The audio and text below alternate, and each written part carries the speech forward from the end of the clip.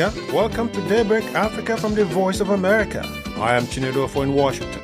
Today is Monday, July 29th, and here are some of the stories we're covering. Nigeria places security agencies on alert ahead of a nationwide protest scheduled for August 1st. The atmosphere is charged with a level of uncertainty. First, the uncertainty revolves around the amorphous nature of the persons who are said to be organizing the protest. It's very palpable. The U.S. government sanctions 3 rebel leaders accused of fomenting political instability, conflict, and civilian displacement in the Democratic Republic of Congo. U.S. Department of the Treasury's Office of Foreign Assets Control imposed sanctions on Corneille Nangaa, leader of the Congo River Alliance. The rebel group is accused of seeking to overthrow the government. Those stories plus Samson Omale's sports are coming up on Daybreak Africa.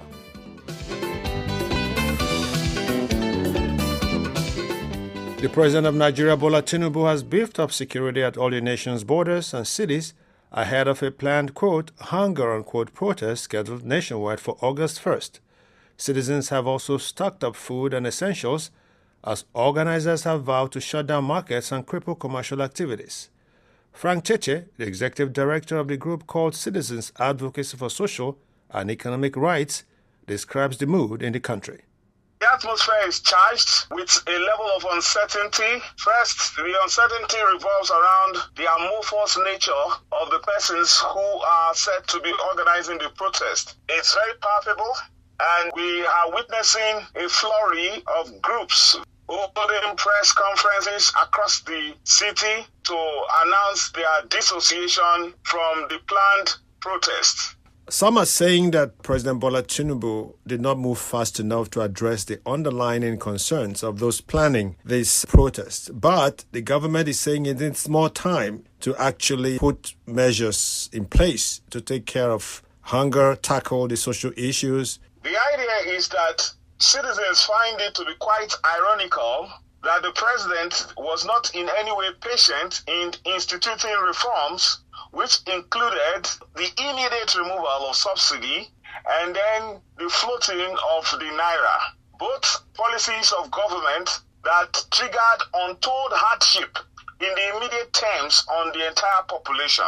Now it becomes very strange as the people consider that the president is telling them to be patient, whereas the president wasn't patient on his part because it was thought that the president could have done it in a more gradual manner, in a facile manner, so that the impact of the removal of subsidy and floating of the naira for an economy that is largely and hugely dependent on imports is something that the president was too swift. And as such, their demands, it's clear that the president should make a sharp U-turn and reverse the policies of removal of subsidies and floating of the naira against the US dollar. Supporters of the government and even President Bola Tinubu says he has already increased the minimum wage by over 100% and that given more time, he has the potential to address other issues. Is the minimum wage not enough as at this moment?